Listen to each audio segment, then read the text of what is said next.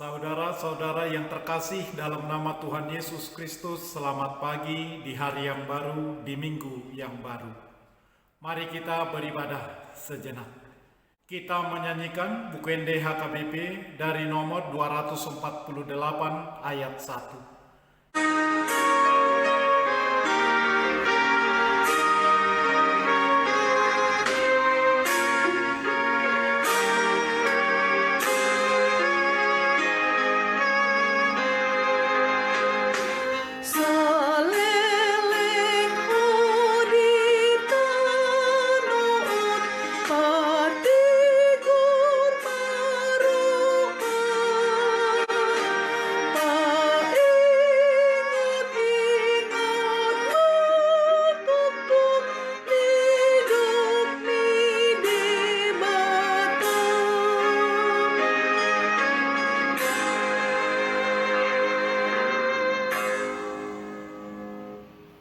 Kasih karunia dan damai sejahtera dari Allah Bapa dan dari Kristus Yesus Tuhan menyertai saudara-saudara.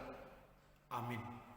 Saudara-saudara yang terkasih, firman Tuhan renungan harian Senin 3 Januari 2022 dari kitab 1 Raja-Raja pasal 8 ayat 61 mengatakan, "Dan hendaklah kamu berpaut kepada Tuhan Allah kita dengan sepenuh hatimu dan dengan hidup menurut segala ketetapannya dan dengan tetap mengikuti segala perintahnya seperti pada hari ini."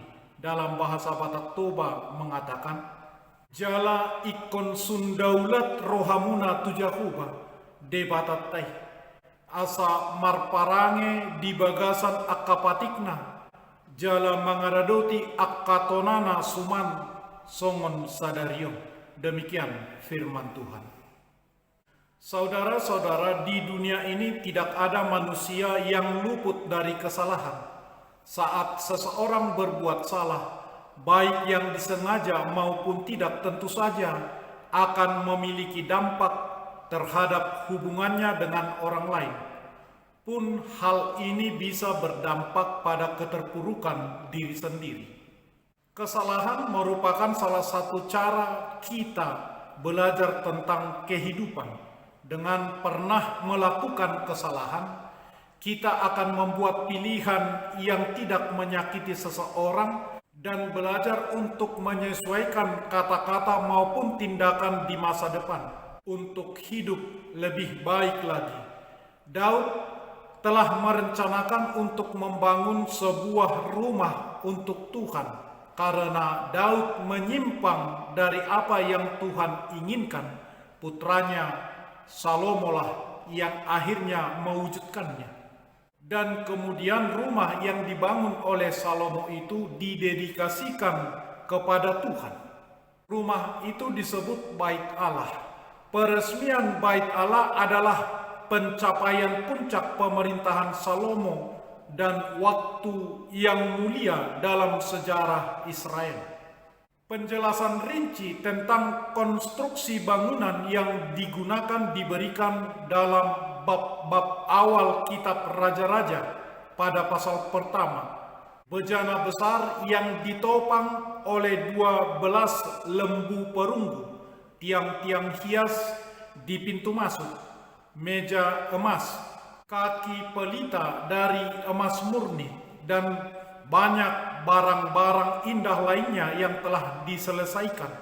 Dan tabut perjanjian akhirnya dibawa dengan banyak sukacita dari kota Daud ke Gunung Sion, tempat Bait Allah dibangun. Para imam pun mengangkat tabut perjanjian.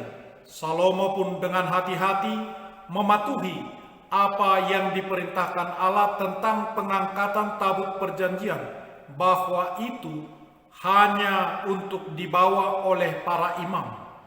Dia tidak akan mengulangi kesalahan ayahnya Daud dalam kitab 2 Samuel pasal 6 ayat 1 sampai ayat 8.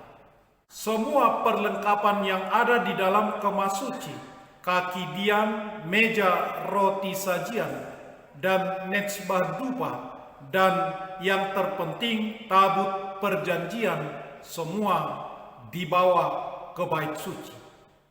Maka raja pun memberkati seluruh jemaah Israel dan mulai menceritakan sejarah umat Allah, mengingatkan mereka bagaimana Tuhan membawa mereka keluar dari Mesir dan menjanjikan mereka sebuah warisan. Dia membahas bagaimana ayahnya ingin membangun bait Allah, menghormati Tuhan, tetapi dihentikan oleh Tuhan dengan murah hati mengalihkannya kepada Salomo anaknya. Demikianlah Salomo telah belajar dari masa lalu bahwa Tuhan setia pada janjinya. Kini dia berdoa memohon Tuhan tetap dan selalu menyertai umatnya, serta berharap bahwa Tuhan menolong mereka untuk memiliki kecenderungan hati untuk taat kepada perintah-perintah Tuhan. Tujuannya bukan semata-mata untuk kepentingan diri sendiri, tetapi tujuan utamanya adalah supaya segala bangsa tahu bahwa Tuhan adalah Allah Israel. Sebagai orang percaya, tujuan hidup kita di depan adalah agar nama Tuhan ditinggikan, dimuliakan. Salomo menempatkan perkenanan yang kuat pada kesetiaan dan keadilan Tuhan. Demikianlah setiap orang percaya, termasuk kita, mencerminkan kesetiaan dan memelihara persekutuan dengan Bapa Surgawi kita, mengandalkan janji penyertaannya di dalam Yesus Kristus. Jangan pernah menyimpang dari Tuhan. Amin. Marilah kita berdoa. Ya Allah Bapa Surgawi yang Maha Pengasih, terima kasih atas firman-Mu dan atas banyak contoh kebaikan anugerah dan kesetiaan-Mu kepada umat-Mu, baik bangsa Israel maupun tubuh Kristus, gereja-Mu hingga sekarang ini. Terima kasih karena Engkau menggenapi firman-Mu yang Engkau ucapkan kepada Abraham, Ishak, Yakub dan Daud, dan bahwa janji-janji-Mu tidak akan pernah gagal, karena Engkau tetap sama kemarin, hari ini, dan selama-lamanya. Terima kasih bahwa Yesus akan datang kembali untuk duduk di atas tahta Daud, seperti yang dinyatakan oleh Alkitab. Sementara kami menanti, tolonglah kami untuk hidup dan bekerja bagi pujian dan kemuliaan nama-Mu, melalui kuasa Roh Kudus-Mu yang berdiam di dalam hati kami. Dalam nama Yesus Kristus Tuhan kami. Amin. Marilah kita menyanyikan buku nyanyian HKBP dari nomor 248 ayat 1.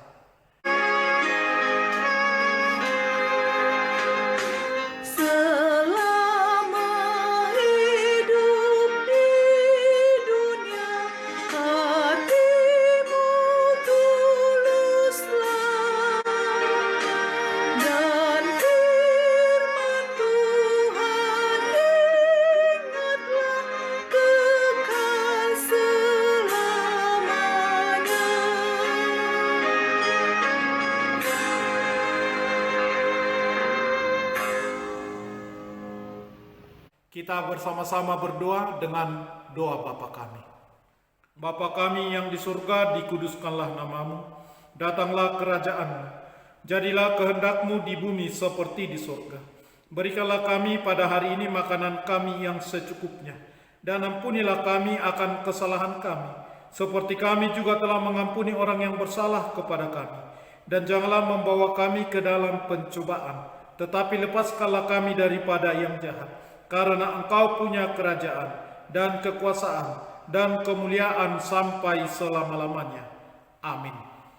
Anugerah Tuhan Yesus Kristus, kasih setia Allah Bapa, dan persekutuan Roh Kudus menyertai saudara-saudara. Amin.